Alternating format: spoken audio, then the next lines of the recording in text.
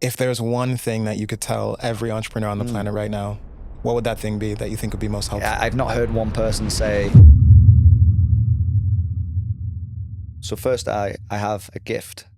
You want to start with that? I think we should. So there's a thing about me that not many people know, and it's unless I'm playing football or I'm making concrete or something like that.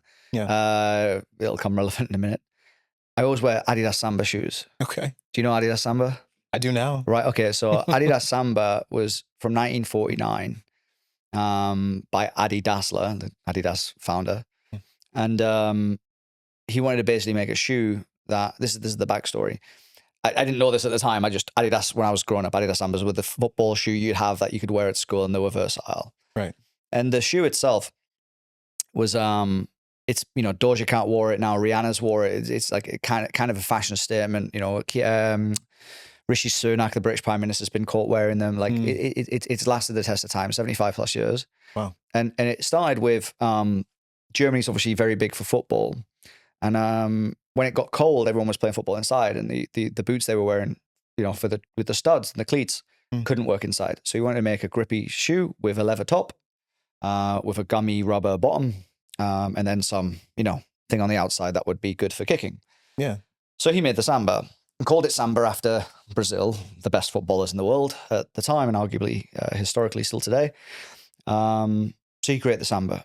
And it quickly became, because it was cheap, it quickly became one of the best shoes ever. And it's still had it. And this is a true story. I was playing football on Monday, 2 days ago.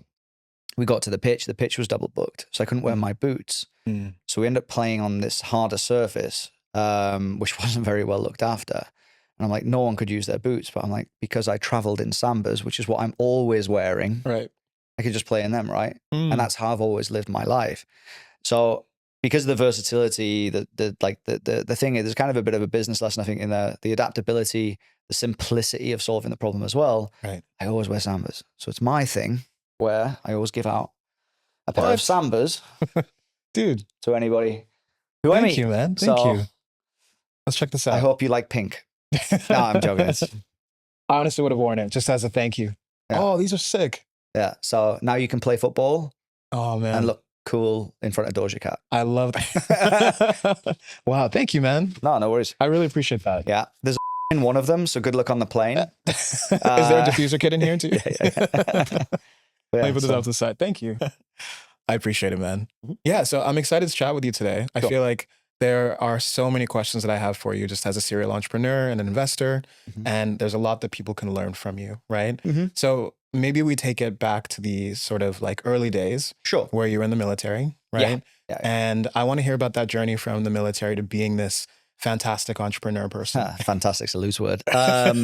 Yeah, so there's a funny story there. I mean, so I grew up in the northeast of England. The town I grew up in, Stockton-on-Tees, like to this day has a notoriously high unemployment rate. I think it's as high as like 40% of men under 40. Like it's ridiculous. I don't know the stats exactly to this day, but I just knew that if I wanted to do something, I had to leave my area, and the army was a simple way out. I actually wanted to become a pilot in the RAF.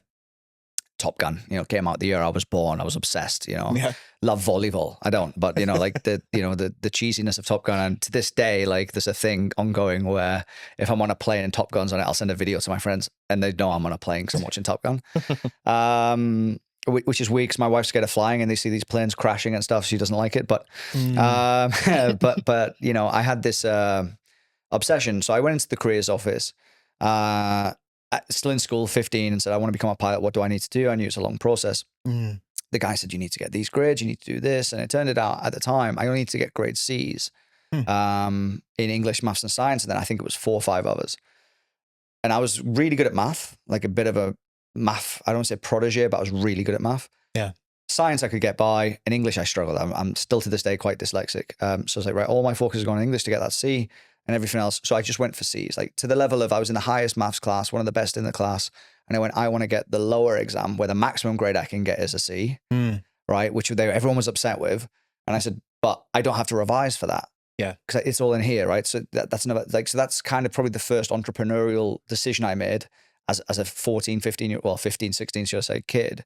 So I'm going to take the lesser exam because I need to use that time on English. I got the C's. went in and I started doing some aptitude tests where, you sit on the floor and your feet are left and right and you've got to keep an X and a dot and stuff. Passed all that. And then my career officer changed. About a year went by waiting, still doing these tests. And then in the careers office, it was an L-shaped, and you had the Army on the left, and then you had the Navy and the RAF. And the careers officer changed, said, right, where's your A-levels at college? I went, I'm not in college. I've already left school at this point for a year, pretty much like 9 months. I said, well, you need A-levels. I'm like, the dude didn't tell me this. And I was so pissed off. And I said, look, I said, I don't need to go to college. I want to work to get some money so I can enjoy life as a kid before I go become a pilot. Right. And he went, no, you need A-levels. Go to, like, so I'm like 2 years behind now. My mates are all a year ahead in college. I didn't want to do that. So I literally stood up with this folder, took a step left, looked at the Navy, and I said, nah. And then went to the Army. There's some jokes there, which I won't say. But then I went left to the Army, dropped my folder on, and the guy went, is this the kid? Because again, we're from this part of Middlesbrough. Not many people were becoming pilots, right? Right. So he went, is that the guy who's doing the test? And the guy went, yeah, that's Pete. He's the guy who's doing the thing. So he went, the Army careers officer, he was in the Green Hours, which is an infantry regiment. He just went, there's a book of all the jobs. Pick your top 3. I'm going for a cigarette. You can do whatever you want, basically. Right. So I decided that, well, if I can't fly planes, I'll do helicopters. And then there's a thing in the Army that every Army career officer tells you can fly a plane, right, or a helicopter. So I said, I'll go work on the Apache helicopter as an engineer. Cool. Went through the motions, joined the REME, the engineers, and then you got to a place called Arborfield at the time. And there's actually this whole world of tech, right? So everything there, like from you had the aircraft mechanical side for the engines, and then you had the aircraft avionics, which is what I wanted to do, which is all the computers and stuff. And then you had land systems, which is like tanks and air defense and artillery, doing the technical equipment there. And then we did this tour, and it's like you kind of didn't have to pick which one you wanted to be at that point. But it was sold to me when I realized quickly that I had no patience. I realized I don't like IKEA furniture and stuff at this point. I'm like, why am I being an engineer? And then, making sure a bolt is torqued and stuff. I'm like, why just make it as tight as you can, And then we went on this tour of the Apache helicopters, and they said, the problem is if you don't fix it right, it falls out the sky, people die. And I'm like, I don't want to do this. So I joined land systems and ended up working on air defense systems, the RAPI system, which shoots down missiles. Right. Shoots missiles to shoot down to planes. Yeah.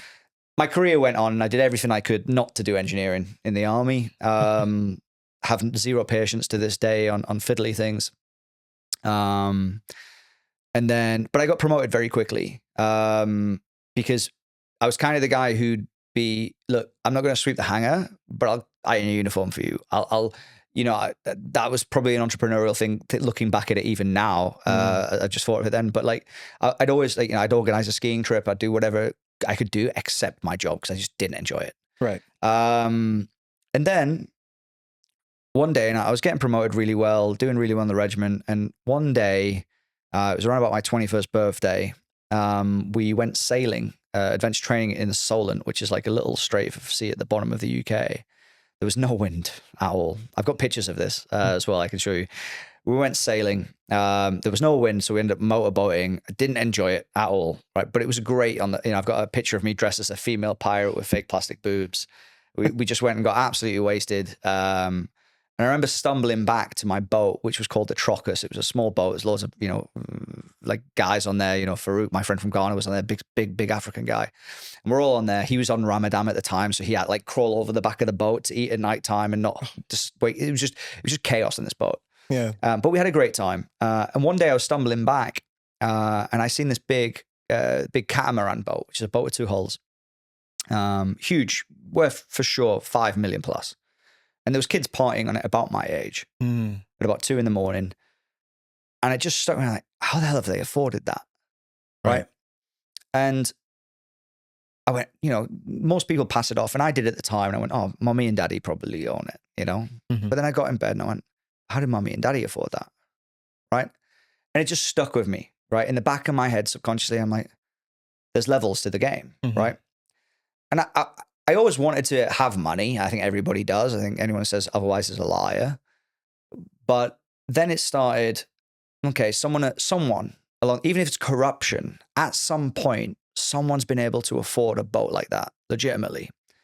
How's that going to happen? That just stuck in my head. Then I went away. I had my 21st birthday in Spain with a friend of mine, Charlie Edney. Came back and I got promoted, right? Mm. So I was in HQ waiting for some paperwork for it or something like that, I think it was. And anyone who's in the army will tell you have this, like, you know, in HQ you have a wall with all the different levels of pay at each rank and how many years you've been at that rank and stuff. And I just went right down. I went to warrant officer level class 1 if I was there, which is like the top level I could get without getting a commission, becoming an officer. If I worked there and somehow got to the highest level, I think it was level 5, I'd earn like £55,000 a year, right? And my body would be broken. I probably wouldn't get there. Yeah, my food's paid for and like I could save all that money, but I still can't afford a boat, right? And at that point, I realized the army's limiting me. I love the army. Like, I advise every young man to go and do it, right? Just because it teaches you how to brush your teeth and shave. And I think a lot of people need that in their life. But I realized at that point, it's limiting me. And I swear to God, that day I got promoted and I signed off from the army. And I said, here's my year's notice, I'm gone. Wow. And I actually got rejected twice because they said, you're mentally wrong. There's something wrong with you. You're built for the army. Like my OC to this day is my friend, you and Cameron. It's like, no, you shouldn't sign off. I said, I have to. What are you going to do? I don't know. I just knew it wasn't this. And sorry, how long had you been there before you made 5 years? Okay. 5 years, yeah. Well, it was 4 years at this point. Extended a year's notice. And then it was, you know, I'd done Iraq, I'd done Afghanistan. And I said, look, you know, I don't know what, I made the joke, I'm going to tell you I'm going to be a singer. I'm going to be a famous singer, right? I love karaoke. I'm not a good singer, but I love karaoke. So I was like, I'm going to be a good singer. I'm going to be a singer. And like, just so people would stop asking, right? And you know, there's still time. There's still time for that dream. Maybe. But yeah, so that's how it started. And then I started to panic halfway through and had a few wobbles thinking maybe I've done the wrong decision. I could like take it back and stuff. And this is in like 2009, 2010. And then, you know, we're in a recession, like pretty much at that point as well, you have to remember. So no one had, it's like I was leaving safety and security to go into this world. And then I said, right, do you know what? The richest people I know where I could get a job is working back in Afghanistan as a contractor, doing the same engineering job. So I lined up a job there, which was like, you know, 100+ grand a year. I was 21, 22 at the time. Like, this is great. Yeah. You know, it's tax-free. It's in Afghanistan. Like, cool. Like, I'd be going there anyway if I stayed in the military. Left the army. That job fell through before I had a chance to take it. I was like, right, now what? So I ended up working for my dad doing door-to-door sales. My dad has a home improvement company. Not one of the ones that are like rip off all grandmas, but like, you know, like a little bit more legitimate. Yeah. So I started doing some door-to-door sales and realized I've got a bit of a knack for sales.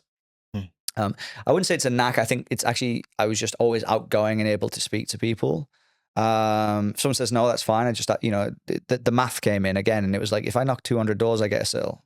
Yeah. So I need to knock 200 doors as fast as possible. That's simple. Right. And that's literally was my thing, but I didn't have any passion about it. And then a job came up working, there's like 150 offices I could have went to, big finance company. They'll be upset if I mention them, so I won't. I'll tell you off camera, but went and worked for this big company. And they went and did their tests, and they went, you can go anywhere in the world. Where do you want to go? And I said, what's the 3 biggest offices where I can earn the most money? Right? Bear in mind, at this point, I'm still not really into money. Like, I'm living for the weekend. I'm partying every weekend, right? Every penny's going, like, I'm asking my dad for breakfast money still, right? Like, at this point. Living at home, living at home, still living at home. Like, Mom, can you make me breakfast sandwich? Because I spent all my money on cider. It's Tuesday, you know, and I don't drink cider. Just like, why not? And you know, so this job came up, and I went down. I realized everybody else applying for the job, who's got loads more experience in it was a finance company than me. For some reason, I was offered anywhere I wanted to go. Because I learned a pitch, and it was basically a telephone sales job, right? And what I would do is I'd help book meetings for the partner of the company to go and sell investment plans, right? So I was telephone sales. And then I said, right, where's the 3 biggest places? I went, Dubai, Abu Dhabi. They're the two top by a long way. And I went, okay. And I looked into it, and I went, I have to change my shirt every day 2 or 3 times because it's so hot. I'm like, no, not doing that. Right. Because, you know, it's like, you know, you cuff shirts, clean shaved every day. So it's like there's a uniform in a way. White shirt, no patterns on the tie, 1 color only. Can't be like really typical boring finance company. So I said, okay, where else? And they went, Moscow, Sao Paulo. And I went, okay, look, I'll do Moscow because my family name is Roscoe and it rhymes. Was one of the reasons. I'm not joking. And the second reason was I said, look, they're going to pay for my visa and flight. I could see myself going on holiday to Sao Paulo one day. I've done Abu Dhabi. I've done Dubai. I don't think I'll ever book a flight to Moscow. So let's go there. You know, it's like a free travel experience. Right. Got there, had a bit of a knack for it. And then while I was there, ready to renew my visa, I got offered the job in Afghan. So I went to Afghanistan from Moscow. Different type of environment, let's say. I love Moscow as well. It's a great city. If things clean up, you should go there for a weekend. It's a great little party town. Very clean, very safe in that essence. It's a big city, so obviously there's crime and stuff, but you know, it's a different world.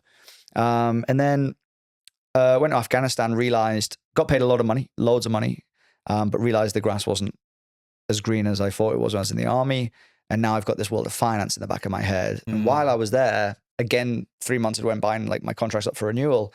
The guy I lived with in Moscow had been promoted and he was opening the office here in Budapest. And he's like, Pete, I want to bring you out. I want to promote you 3 times above where you were. So I'd be a partner and you'd be the youngest partner in the company at the time, but you'd have to pass a lot of tests in Malta. I'm like, let's go, let's do it. Bearing in mind, these finance companies I was working for, it was all commission only. So I'd never earned a salary other than the Afghan job since I left the army. I still haven't, ever. And come out to Budapest and it was really hard. Like, I'm not going to lie. We first did a course in Malta, passed that, finished top, then went out to, then came to Budapest and it was extremely hard to the level of my mum and dad are saying like, look, you should just come home. Because it's something's, I was earning enough money, but like, then I'd say like, look, I can't go for a beer. And my mum and dad are like, look, you should always have enough money to go for a beer. Because like, it'll keep you sane. Not just a beer, but like the social aspect, right? Yeah, it makes like sense. My parents aren't pushing me to be alcoholics, right? Like, let the record show. Yes. Yeah. Just to be clear, I wasn't abused as like, you know, like to this day or whatever. And you know, anyway, so that motivated me a little bit more because I mean, my dad was my idol a little, well, still is an idol of mine a little bit. I'd say I've surpassed him a lot in entrepreneurship. You know, he had a company go bust and stuff like this. And, you know, he went on holiday, put the wrong person, well, not the wrong person in charge, but then the person started selling kitchens and they don't sell kitchens and stuff like this. And so he made a lot of mistakes that I learned from. And I remember being in a car with him as a kid, no older than 12, maybe even closer to 10. It was at the peak of his business, right? He just bought his like 3rd car for he used to buy brand new cars for all the sales reps and stuff. And I'm like, Dad, like, when you grow up, I'm like, I don't want to be a pilot anymore. I want to run your business. Right. And my dad went, I'm not giving you it, son. And I was like, why? He went, I built this. You don't deserve it. And I'm like, fuck. And I only thought about that the other day while I was sat in my own pool drinking a beer, right? This is a true story. And I was like, oh, do you know what? Like, that was a lesson from my dad. I never even thought about it before. And, you know, he said, because I want to sell my business, son. I want to, you know, do all this. And it didn't come to that. He's done very well for himself, extremely well for himself. I'm very proud of him. But, you know, he never gave me anything. If I asked him for money, he'd give me it, like without a shadow. But he'd sigh and make me not want to ask again, you know, in a way.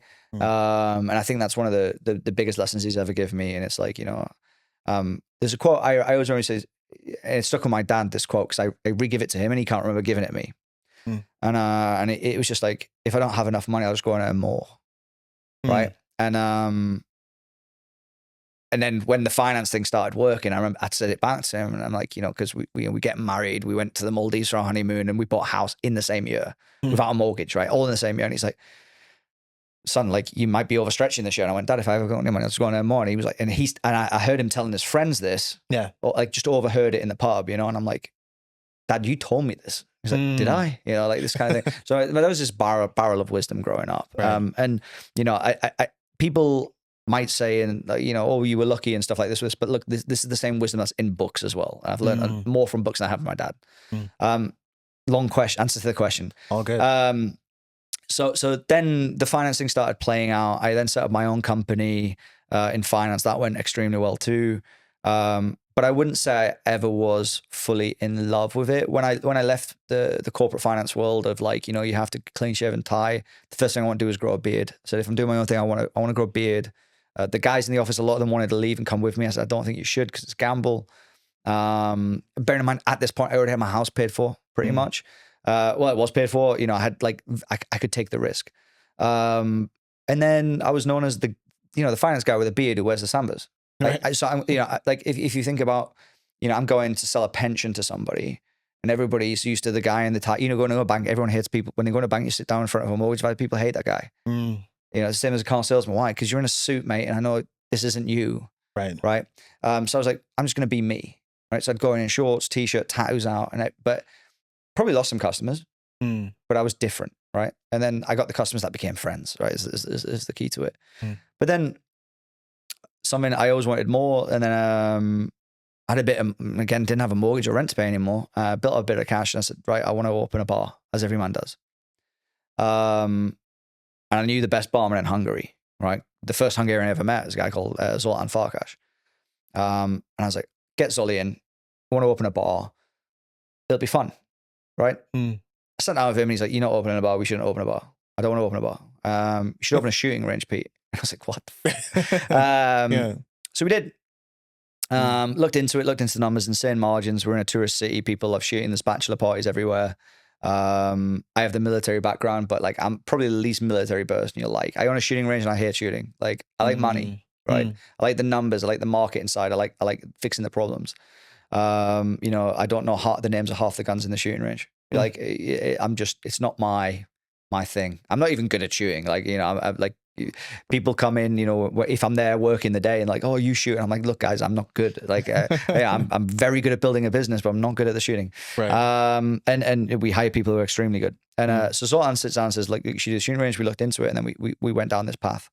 Within 2 years, we were the highest rated. Bear in mind, this is just after COVID. And in COVID, I started another business as well, Stock MVP. And then I just quickly realized that I'm quite good at solving problems. And I think that's what business is. And looking at things, not necessarily objectively, but in a different light.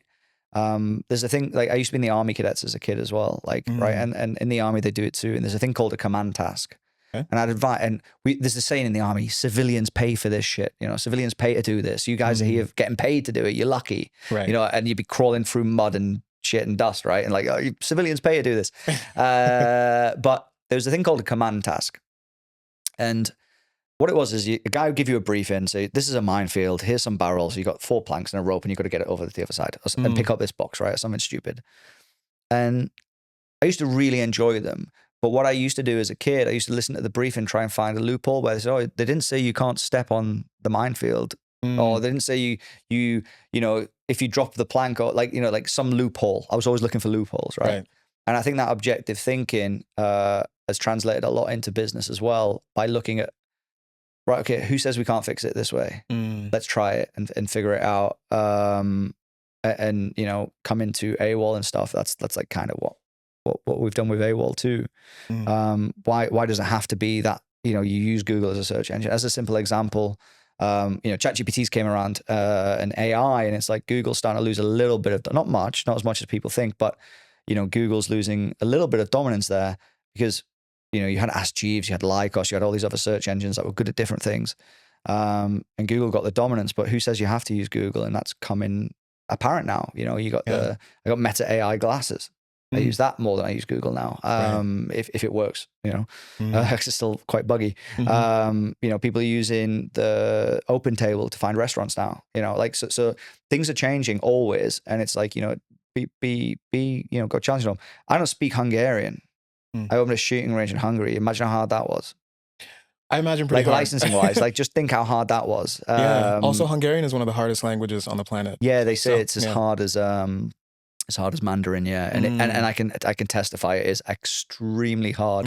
I try and learn at least one word a year, right? And so the word shite in England. Like this is proper shite. Right. Shite is cheese in Hungary. So you're ordering a shite burger. And then the other one is fucking like fucking it's wooden spoon. So you go around IKEA and you see like fuck anal, and it's like there's a spoon. You know, Right. there's loads of little things like that. Yeah. I'm a like, man. the Come toys on, in this like, country you know. are kind of weird. Yeah, but it's a great little place. It's a great little place, Hungary. I love it. Yeah. Yeah. So many questions come to mind. The first one Go. is, for the people that don't know, what is AWOL? What are you building? Yeah. So at the shooting range, as an example, I see it more as a hospitality business than a sports place, because, you know, we've built like, you know, after the shooting, you can sit down, have a drink, and, you know, sit in the terrace, watch the football, and talk to some veterans about life or whatever. So it's more of a social aspect there. But we were doing Google ads. This is where the AWOL thing started. We were doing Google ads. We spent about $10,000 to $12,000 a month on ads. They were working extremely well. We were very sexist, so we were excluding women from the ads because 95% of our people were male, and we were ageist too. So we excluded anyone over 40, because bachelors usually are under 40 and male at bachelor and stag parties. So we just spent the ads on there, and then we realized that our ad budget was getting eaten up and customers had dried up. And after like a year and a half of being great, and it was peak season, it was summer, and we realized that our ads are getting clicked at 2 a.m. by ladies in India. And we've excluded this, and they were bot accounts, right? You know, like, if you're going to create a bot account, fun fact, do it in a girl, because then you can scam loads of vulnerable guys, right? So our ads were getting clicked. We wrote to Google, or the guy who's managing our ads, Blake, did, and said, look, we've excluded women, we've excluded people over this age, and it's clearly a breach, and it's click fraud, something that's called click fraud, which was costly. And Google basically said that you need to prove it over a certain amount of period. Anyway, about $54,000 later, we still haven't got a refund from Google. Wow. We shut it all down, and it pissed me off a little bit. Right. 6 months of wasted time is what it sounds like. Yeah. I mean, you know, I had to find you know, the business still grew. We found other ways of getting customers in, but I'm like, you know, we were very lucky that I was behind the business. I had other funds to fund the business. The business still could survive. If you were a bar or a restaurant, you're done. Your life savings are gone. You know, and I was like really blessed to be in that situation. And then, yeah, and it kind of put a vendetta in my head. And then I started speaking to friends who own Irish bars and restaurants around the city, and like, yeah, we don't advertise on Google. It doesn't work. And I'm like, that's an insane statement, right? TripAdvisor, and like, yeah, it doesn't work. This doesn't work. And I'm like, why? Because you can't rank. You have to spend your whole life to try and rank. I'm like, it shouldn't be this hard. Yeah. Like, you know, look, you go to Toronto, right? You know, the best places to eat that you like. Most of them probably don't rank in the top 5 on Google. I'm like, well, this is insane. How do we fix this? And then I went down a rabbit hole of reviews. And, you know, Google last year deleted, I think it was 245 million reviews deleted. Wow. That were bots. A lot of them weren't as well, by the way. We found this ourselves, but they have like, it's estimated about 30% of reviews online at least are fake. TripAdvisor has the same 30%. Problem. Yeah. And if you ask the younger generation that are younger than us, you know, I think it's called Gen Alpha or whatever they're called. I have no idea. Really too old. That's right. Yeah. Yeah. But you know, if you ask them, like the kids we've got doing our social media for AWOL, like, we don't trust reviews anymore. Like, like the 5 stars mean nothing. Right. Like, you know, we said to them, we've launched the app. Can you go in the app store and give us a 5-star review? He's like, why? It's pointless. I'm like, what a statement that is to me. I'm like, wow. You know, and it's because there's, you know, I need, you know, and a mate of mine, John Marshall, who's an entrepreneur here as well. He's from Liverpool. Unfortunately, he's an Everton fan. No one's perfect. You know, he started getting into health. And he put a product out on Amazon. He's like, Pete, can you buy it and give me a 5-star review? If I don't get a certain amount of reviews, I can't rank on Amazon. So he's like, buy it, I'll give you the cash for it. And he's doing that to all his friends. And I'm like, this is insane. This is just a dumb way of doing things. Because if you don't get it, you just get buried. Your business is done. So we were like, well, how do we fix all of this? And then literally at the shooting range, we have like customers come in again, they'll shoot and they'll sit with us for 2 hours, say, where's good for food? Now, you know, well, I could give you Google. It's the same question you put in Google. What's a good restaurant near me, right? But if you don't like sushi, it's going to give you a sushi restaurant. If a sushi's top in its own algorithm, top 3. Yeah. Like, so what if there was an app where it just said, I don't like sushi, so it doesn't show you sushi places? It's actually really simple. But it didn't exist that we know of. Right. So we've built that out. It's cost a lot of money. Still, it's costing a lot of money. And then I was like, right, how do we distribute this? But then went down this rabbit hole of like how much tech companies pay CAC, CSE, cost acquisition per customer, to get people into $20+ to get a customer through the door. I was like, right, look, with Stock MVP, we can talk about as well. But Stock MVP, I basically went and partnered with a YouTuber and said, a very big YouTuber, Tom Nash, really good friend of mine, and said, look, I'm building this. I want you to come and help me build it. You're going to be the sales side. I'll do the business side. But let's build it to do our own needs, because we're two very different investors as well. So it's good that way. I was expecting it to make like 30 grand a year. It's a software I genuinely use as well. Like I needed to build this for myself. And there's a story on that. It will do $500,000 this year, right? Wow. In year 3, which is insane, because I partnered with a YouTuber who already had an audience. So that's what we've done with AWOL. We've got a big YouTube series coming soon with a guy called Per Peter. It's like 3 P's and a Peter. He's a fucking hilarious guy. So he's came in as an owner because he's basically going around the world in a very comedic, funny tone, going to the worst reviewed restaurant in Berlin. So he has to go at the bottom of TripAdvisor, which takes him hours, and he's like, and then he's getting there and like the place isn't even that bad because they've listened to the 1-star reviews and changed, but now they'll never rank on TripAdvisor. Right. You've already lost. Right. We spoke to a cafe owner, unfortunately closed down. Young lady here, she, mum left her some money when she died. She opened a cafe. She'd been open a couple of weeks, had 5 reviews on Google. The bachelor party came in. She's an attractive girl. Bachelor party came in with like 15 people. They were boisterous to her. She asked them to leave. They didn't pay, and they all left her a 1-star review. So now she's like done, and the business closed like a couple of years, like 6 months later. Right. So you just can't recover, and it's a problem. So that's what AWOL's trying to fix, while at the same time giving users a bit of trust. Like, for example, we said with the review side of things, so we have a premium version on AWOL where, here's a plug, you can download. It's I think it's like $17 a year. It's cheap. There's like freebies and stuff you can get, and like free stuff on the map, which we're still working on, still a new product. But once you've done that and you pay with Apple or Android, whoever you're with, like, we can verify you're a human at this point, because your card has to match the account, right? Yeah. They're the only people who can leave reviews on our platform. You can't do it without paying us to leave a review, which sounds crazy. You're paying to leave a review, but I can then say officially we have a bot-free review platform. Right. Now, of course, yeah, some might slip through the net or whatever, but if we see a person who's just paid for an account and they're leaving 6,000 reviews in 12 continents or whatever it is, and okay, this is banned, done. Right. Thanks for your money. Right. So that's how we've got around that. It seems like a simple solution, and it brings back trust. It means we get less reviews, but it's legitimate reviews. So that's what AWOL is. Whether it works or not, I have no idea. It means I'll probably retire a little bit later if it does or doesn't work.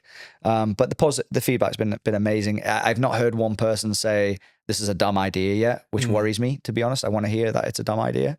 But the more and there's like little things like Uber Eats, Open Table, they're taking up to 30% commission from these restaurants that have like a margin of 7%. Right. In the hopes that they get a customer through the door, and they come back. There's a company called Neotaste. It's a German company.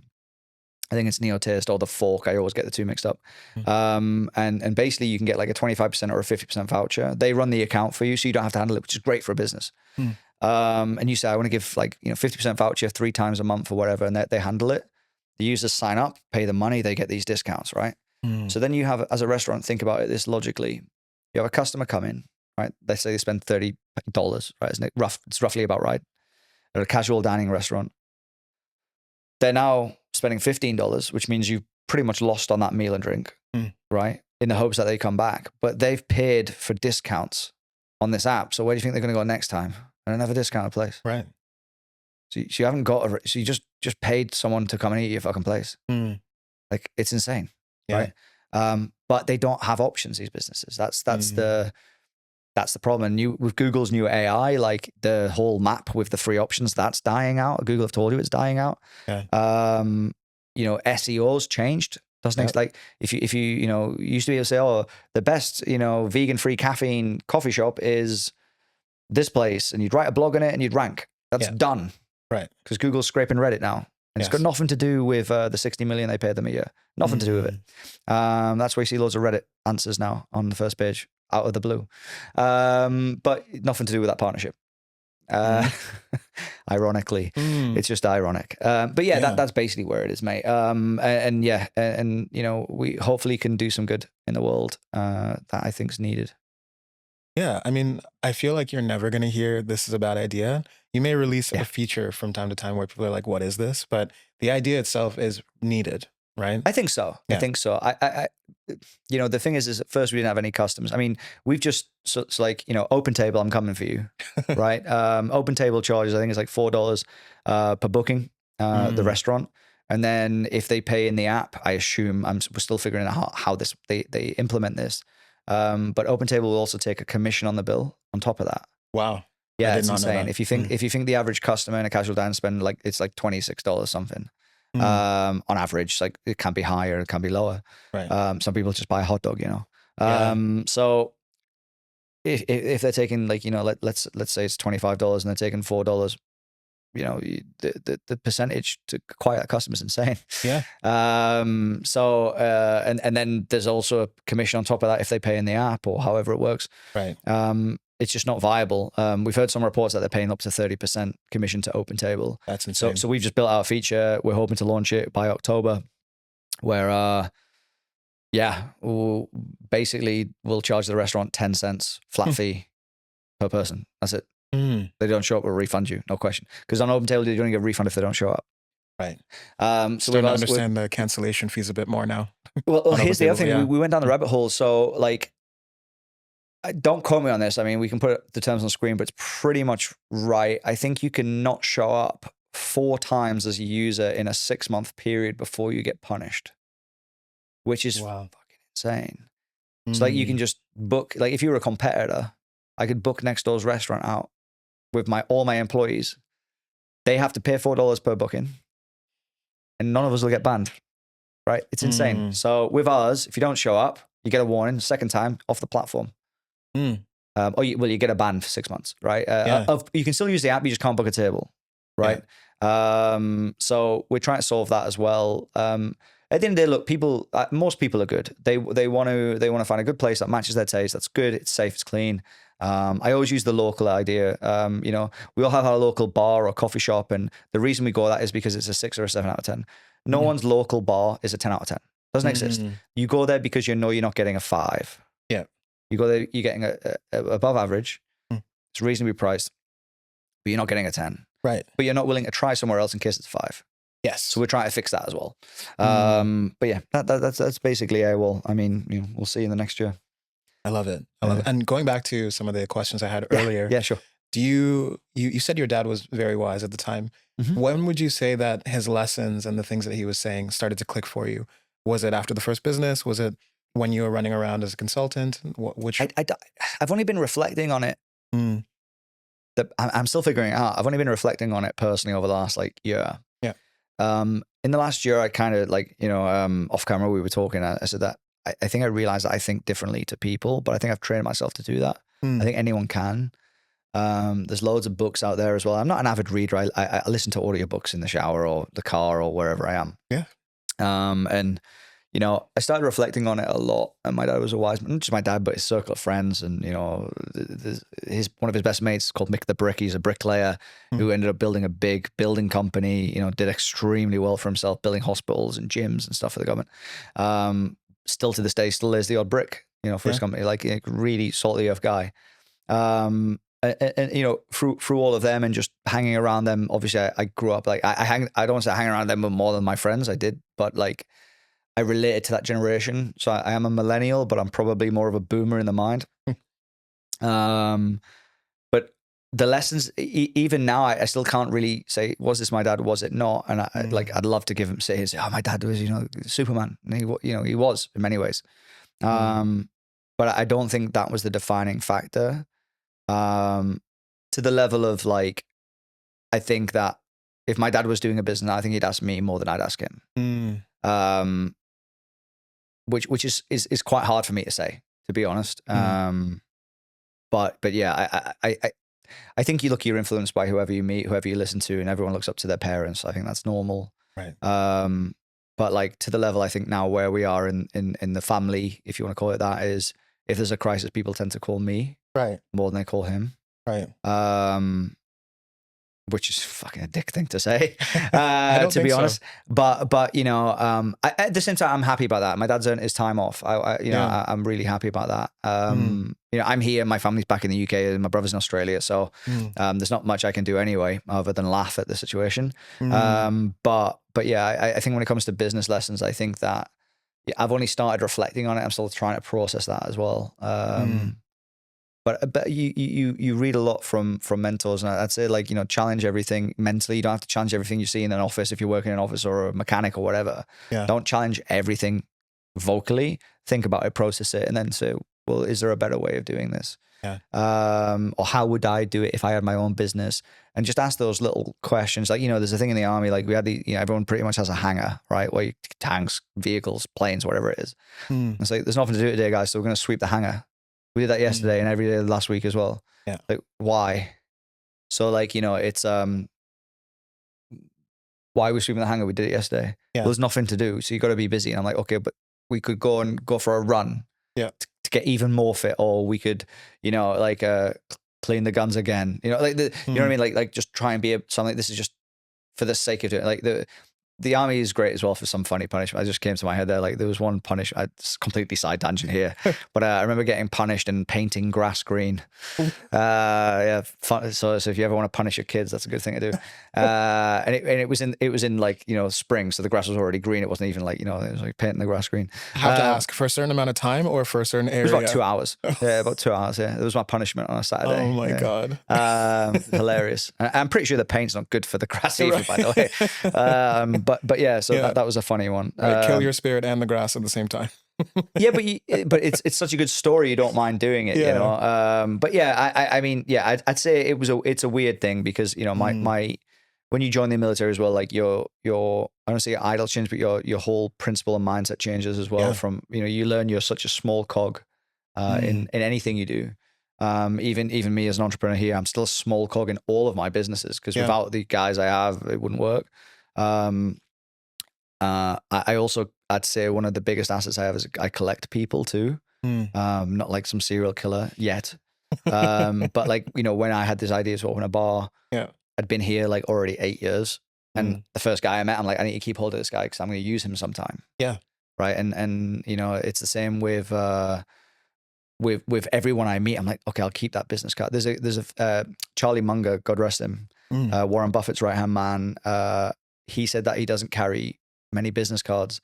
And when he goes to all these fundraisers, he knows within like, I think it was 5 seconds of meeting someone if he's going to give them a business card. Wow. And he wouldn't. And to most people, and he's like, because they're not going to benefit his life, which is a dick thing to say. But he's like, we're just wasting his time and my time. Yeah. And he's like, sometimes he'd like, oh yeah, I missed out on investing in like, you know, the next Bill Gates or whatever. But normally it's probably right. Not to that degree. I mean, that guy was a wizard, but I think on the other end is I'm quite good at holding on to the business card and like in my head processing like, oh, that guy could do this. And Zolly, the guy who said don't open a bar, by the way, he's running the whole operation for the shooting ranges. Right. He's he's an owner of the company now. We made him an owner. Everything. So let's say, I think that, I also think it is if you do hire people, you need to put a path in place that there's steps for them to become equity owners or some kind of profit share as well, which I think if you want to get the right people and you want them to stick around, that's something you have to figure out. Right. You need to give them. Why would they stay with you? Yeah, that's a simple question. Yeah. And I find a lot of people, a lot of leaders don't set their people up for success, right? Yeah. And I find your leadership style super interesting as well, right? Like you made a post, I think a week ago, about not asking people for their CVs or resumes anymore, right? Yeah. And when did that start? Like when did you realize that qualifications and credentials are only part of the story? I joined one of the biggest finance companies in the world without a banking degree or a finance degree. That I had to get the qualifications eventually, right? But I think that, and I was like, you know, in the region, top 3, top 5 in the country, most weeks top 1, and I think that's one of the things that like kind of stuck with me again subconsciously. And it's like, well, you know, a guy who used to work a bar as a waiter was now running a business. I was bringing in €1 million a year. Yeah. Right. My business partner of AWOL, Chris, is an ex-infantry guy. Right. He did security. Right. And I'm not a tech guy. He's not a tech guy. And we're somehow owning a tech company. Yeah. Right. And it's like, I think that the attitude is way more important than a certificate. And if you've got that, we've got this young kid, Ocean, right? You probably won't see this because I've told him to get on LinkedIn so many times. He opened a profile and it looks crap. And he's never going to see this. Are you, Ocean? Right.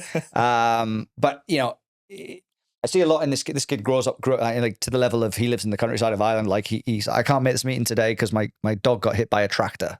Right. Dog's fine. Oh, Dog's fine. Okay. But like proper rural Irish kid, love him a bit.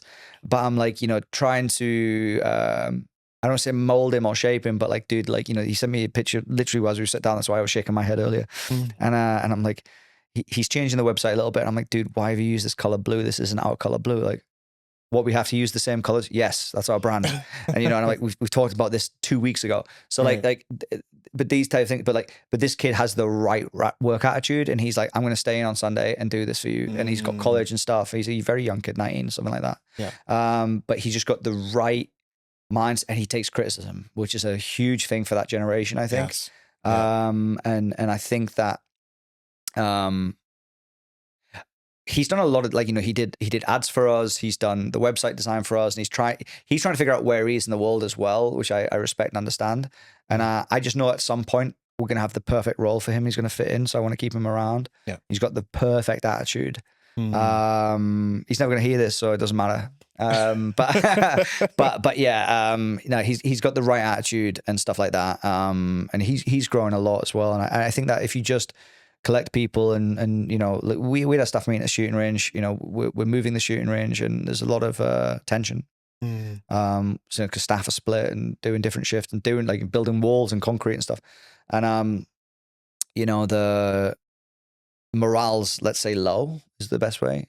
People have got gripes, and we sat down yesterday we had a staff meeting. We sat down and I said, everyone air everything. Let's get it all out. Yeah. And a lot of it, when they were saying it out loud, you could see themselves in their faces. They were cringing a little bit with the problems. And one of the guys, for example, like when they work at the shooting range, they get more money than when they're making concrete, right? Because they can get tips, as an example. I said, okay, well, we'll pay you more when you work at the basement. What do you get paid in tips? Like, oh, well, it's this extra every day. Okay, well, I'll pay you that. Right. Like, what? And you could see in their head, like, I thought you were going to fight back and say, well, yeah, but I'm like, no, look, me paying someone €10 extra a day is not going to change my life, right? But if it keeps them happy and it keeps them around, they're the right people, we've got a great team, then that's what it is. Pay people what they're worth. But also, there's other gripes as well. I think you've got to air. I think one of the biggest problems, especially in the office environment, because I hated working in an office, I hated it, is, and I think that's why home office was more popular and people want to hang on to it, is because they hate being in an office because the environment's toxic. Yes. Toxic environment. In a lot of cases, yeah. And I think it's because people backstab so much and bitchiness, like, let's go talk at the water cooler, let's go do this.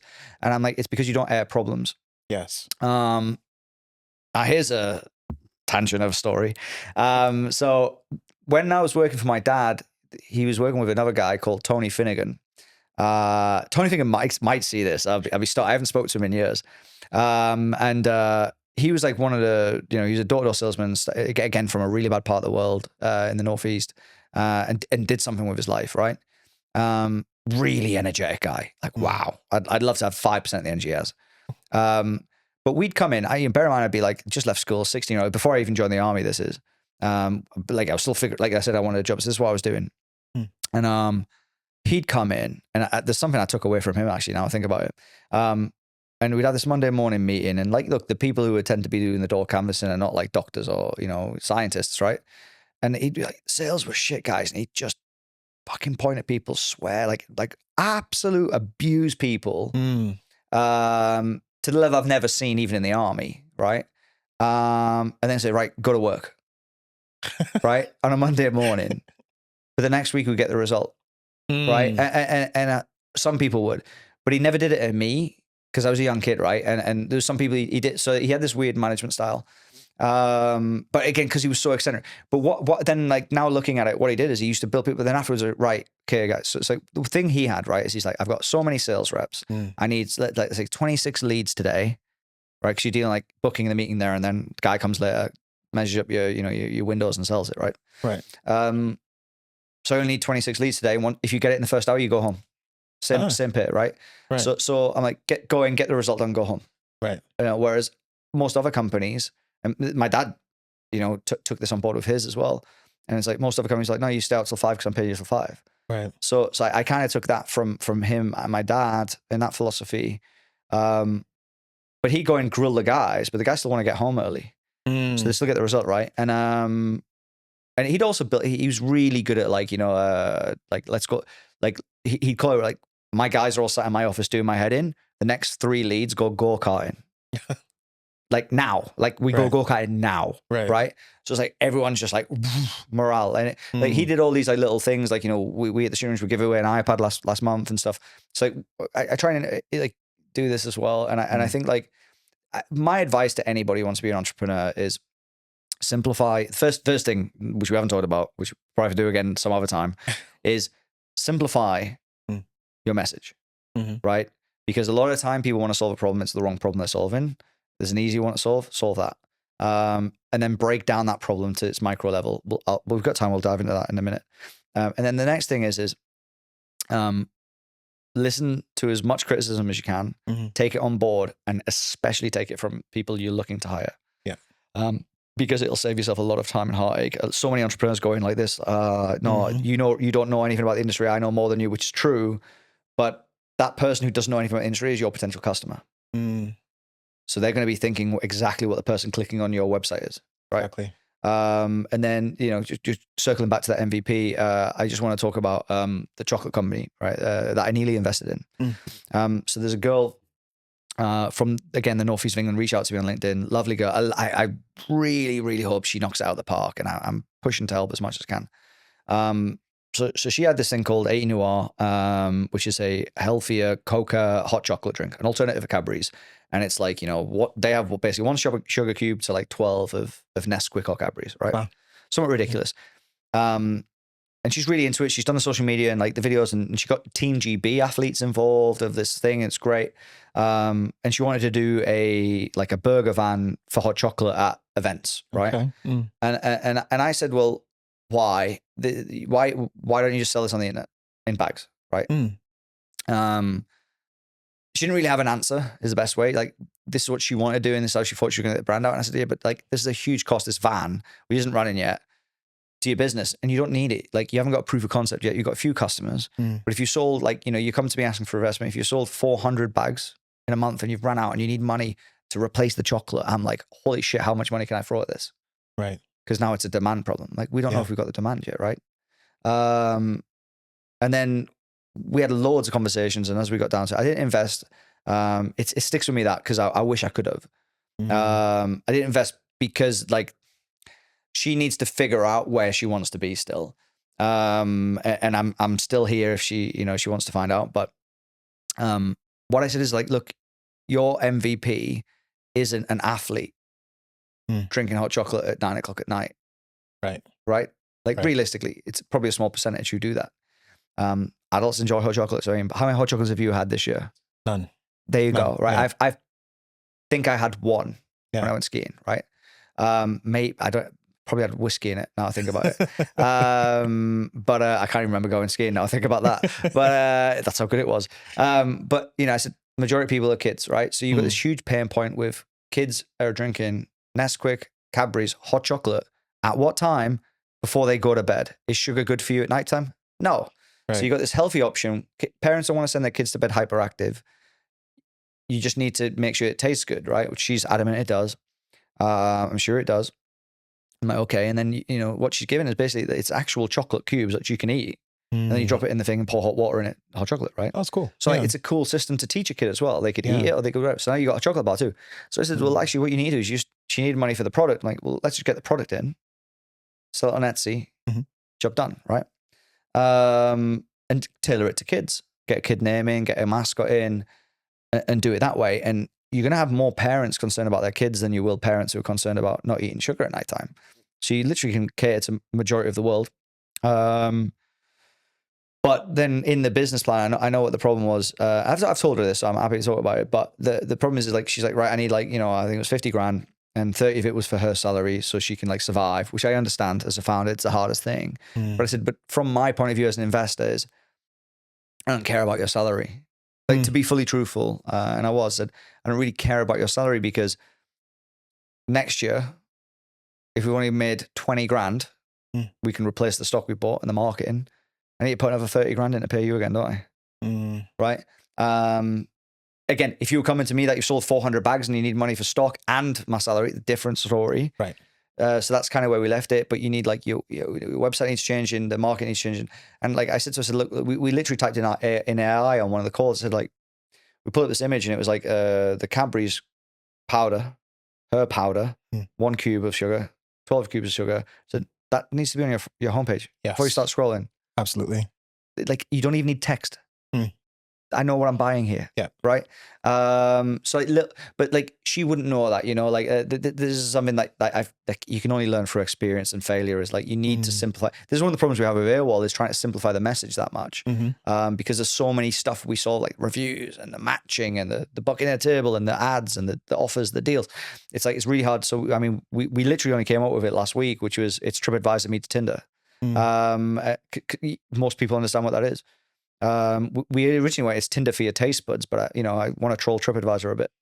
And that's basically, what building a business is simplifying a message. And, we spoke off camera as well. I said like, I can't remember who it was. It was some girl with a makeup company. I want to say it was Jessica Alba, but it wasn't, I don't think. And it's like, you have to piss off 95% of people.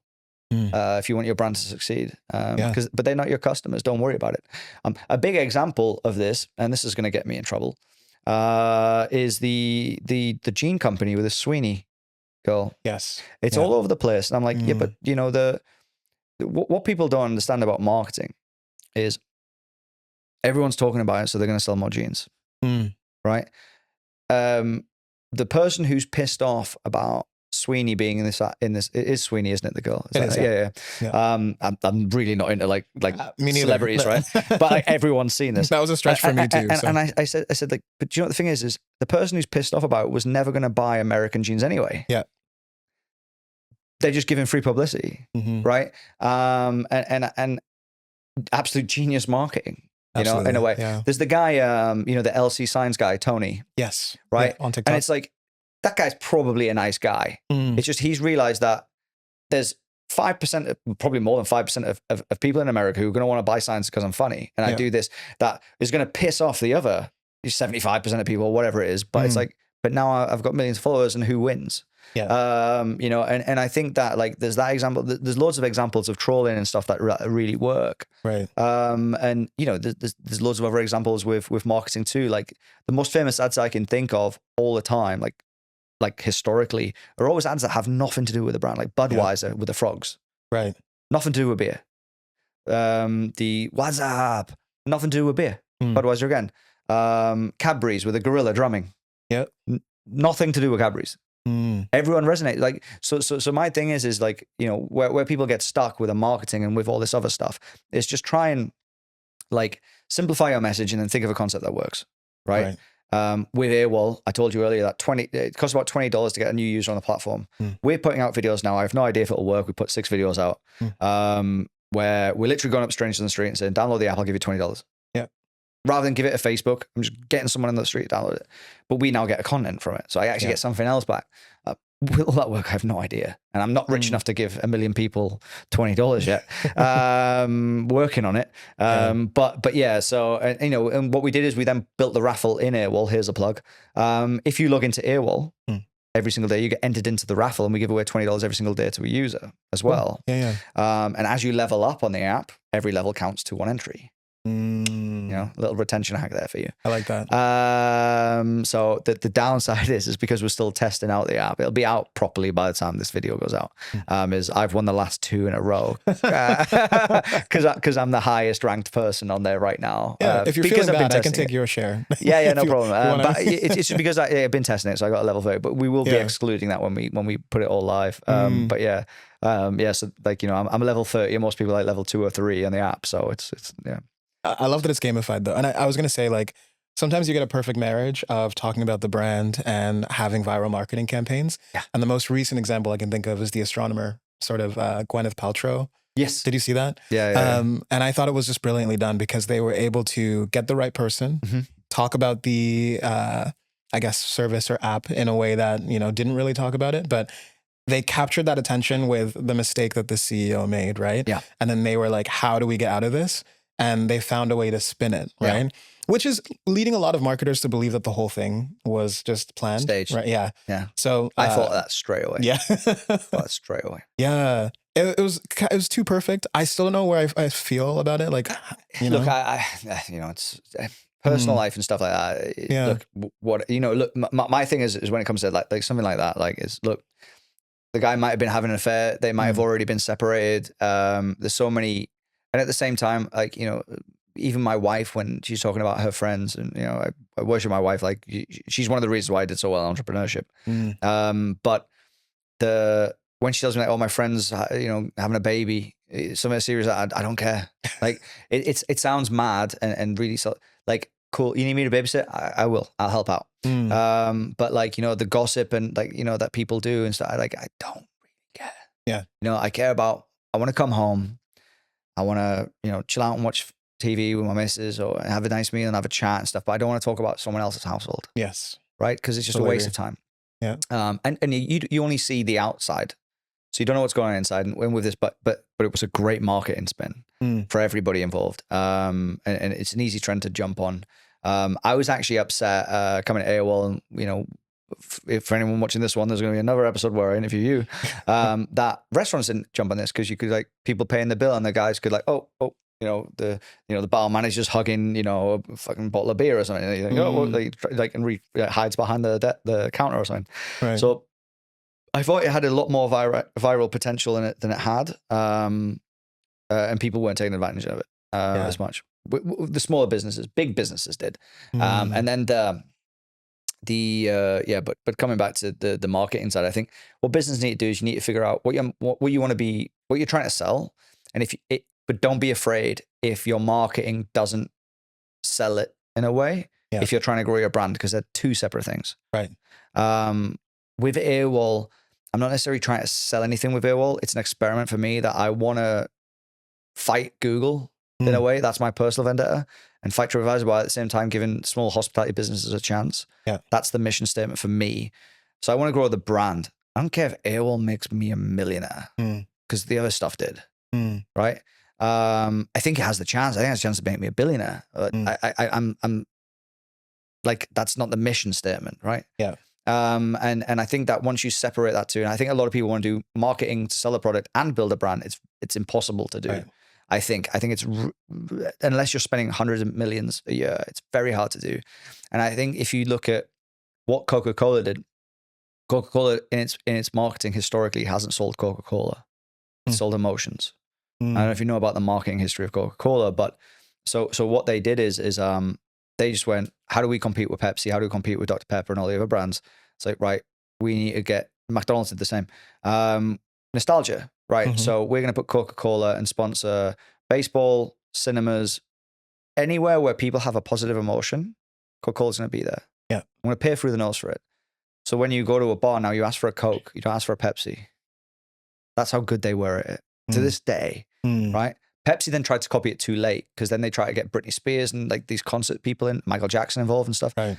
But it was too late by that. McDonald's hijacked it as well. And McDonald's is screwing up massively right now, because McDonald's did it with a Happy Meal. The 90s kids know. They remember the plastic Ronald McDonald sat on a bench and the Happy Meal birthday party corner and the great toys we had. And you look at it now and it's like, oh yeah, well, here's a, you know, cardboard cutout of a Pokemon. Yeah. My boy doesn't have KFC, McDonald's, it's the food he's more interested in. I'm like, dude, like, you just got a Happy Meal. How are you not stoked? Right. I'm like, you know, I'd be stoked as a kid when I got a Happy Meal, like for the toy, right? To this day, and our generation still eating McDonald's because of that nostalgia. And I don't think my son will have that. Because they went this healthy route. And look, newsflash, burgers are not fucking healthy. Yes. I don't know why you went that route, right?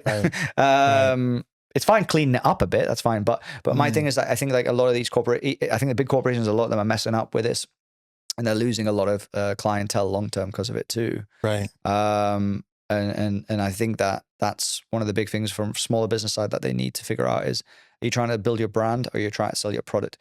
Both of them are fine, but just figure out what you're trying to do, and then simplify that message as best you can, and you'll make money. Right. That's it. It's literally that simple. Right. You know, like coming back to the chocolate example, simplify the message. What is it? It's healthy chocolate. Where's the biggest demand? Kids. Right. Healthier option for the parents. Don't send your kids to bed with a sugar rush. Yeah. Sold.